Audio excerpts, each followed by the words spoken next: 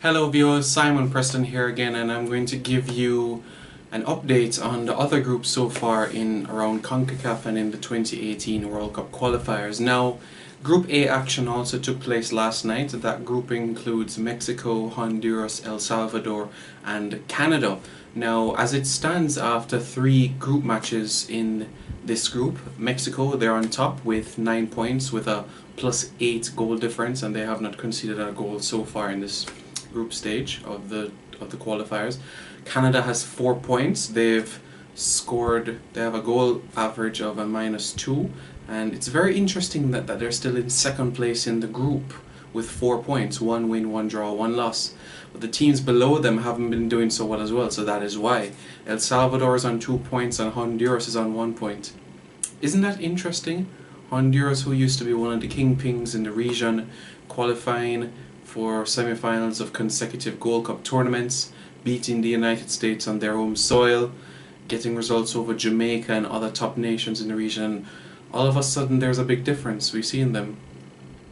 It's clear to see that they're going through a period of transition without the likes of Carlos Pavon in their team and Amado Guevara, and there's a lot of new blood that is pushed into the team. They're very talented players because they have experience at the under 17 and under 20 level, especially playing at those youth World Cups as well. So it's going to take some time for Honduras to find back their groove, but they still have that physicality. But when it comes to that final ball, that is exactly what they're missing. So Honduras and El Salvador, they have a lot of work to do, and they're going to play each other again coming up on Tuesday. Before we go into the matches on the 29th, I'm just going to give you the results of the matches. We had El Salvador drawing against Honduras 2-2. For El Salvador, we had Puneda and Bolina scoring the goals for them, and for Honduras, it was Ellis and Lozano that scored the goals for them. And that game took place in San Salvador in El Salvador. So what that means is on Tuesday, Honduras will now be the home team on Tuesday, and they'll be playing against the same opponent. Canada now, they played Mexico. They played at BC Place in Vancouver, British Columbia, and they lost 3-0 to Mexico in that match.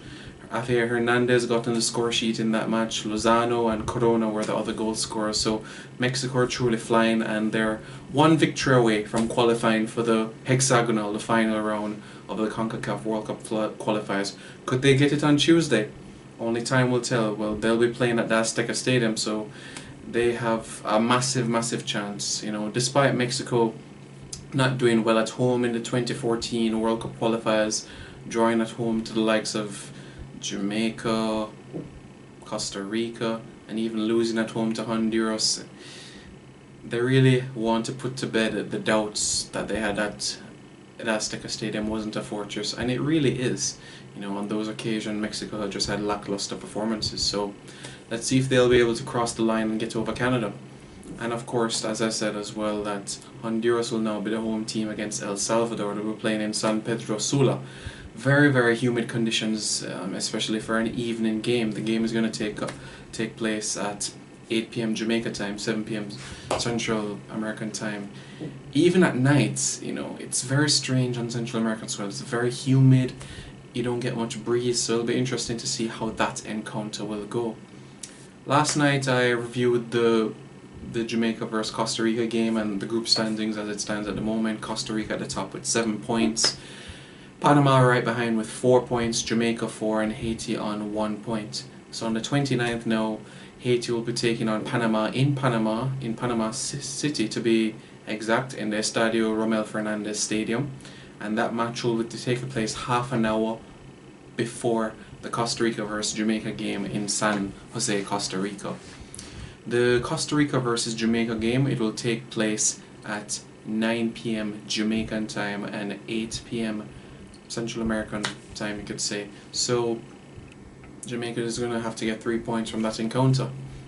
Of course, you could say if Panama get another point against Haiti and Jamaica gets a point against Costa Rica, it wouldn't be the worst result in the world, because there are still 2 games to play for. Jamaica has Haiti to play and Panama to play, and we would have gotten Costa Rica out of the way already, while Panama would have to go and play Costa Rica as well, and they're going to have to play Costa Rica in Costa Rica. So it's still a very, very interesting group.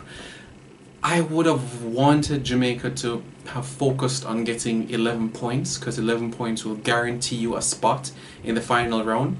However, it's a very, very interesting competition of qualifiers. You know, we qualified with 10 points in 2014 to get into the final round, so could it be 10, could it be 9? You never know. You know, Panama in the 2006 World Cup qualifiers. It's very interesting. They beat Jamaica, they beat El Salvador once, they drew with us again. They went through to the final round of World Cup qualifiers with 8 points. And that was in the same group that Jamaica got eliminated. Very interesting, isn't it? CONCACAF, you never know what you're going to get. There's always going to be surprises, and there's always teams that really jump up out of nowhere. But when they have experience, you can see why. For example, Guyana knocked out Trinidad and Tobago in the early stages of the 2014 World Cup qualifiers. But you have to give credit to the injection of professionals and European-based players, English-based players, the likes of Leon Court, Carl Court. They really added a different dimension to this team, and during this set of qualifiers they also brought up some new players as well. Neil Dans as well, another player that they brought in mind. So, you know, CONCACAF is really showing that, you know, we have what it takes once we get the best players on the pitch. So we'll see how things go on Tuesday. And finally, in Group C, which involves the USA, Trinidad and Tobago, St. Vincent and the Grenadines, and Guatemala, there's a very interesting twist in those matches. Trinidad and Tobago are at the top of the table with 7 points. Guatemala in second, yes, in second, with 6 points. The United States in a very unfamiliar position in third with 4 points, and St. Vincent and the Grenadines have not been able to get off the mark. They don't have any points as it stands. So what really happened yesterday? Well, Trinidad and Tobago beat St. Vincent and the Grenadines 3-2 in Kingstown at the Arnos Vale Stadium. The goals for St. Vincent came through Samuel, and through Trinidad and Tobago the goals came through Luis Garcia, who scored a brace, and Jones, who scored another goal as well. So Trinidad are looking quite healthy as it relates to their performances. Guatemala, they beat the United States 2-0 last night in Guatemala City at the Estadio Moreno Flores Stadium, so Mateo Flores. So Guatemala are looking good, but the United States will now play Guatemala at home, so the table could very well turn depending on how results go.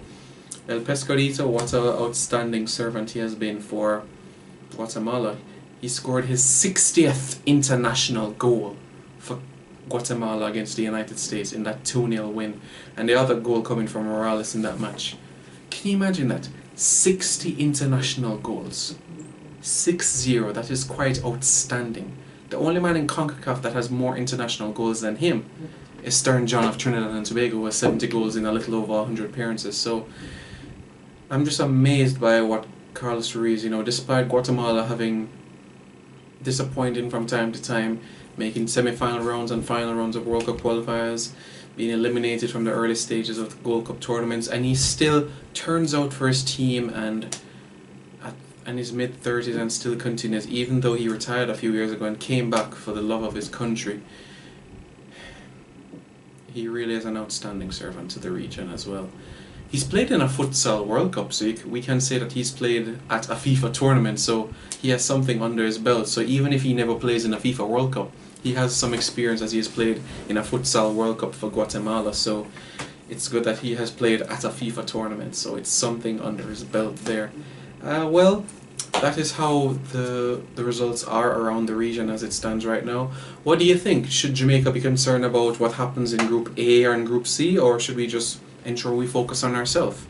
Who do you think will advance from the other two groups? Do you think a Caribbean team will even make the final round? Give us your views. Will Jamaica and Trinidad be the only Caribbean teams in the final round? Give us your views. I'm Simon Preston. Don't forget to subscribe, like, comment and share our video, and stay tuned for more updates.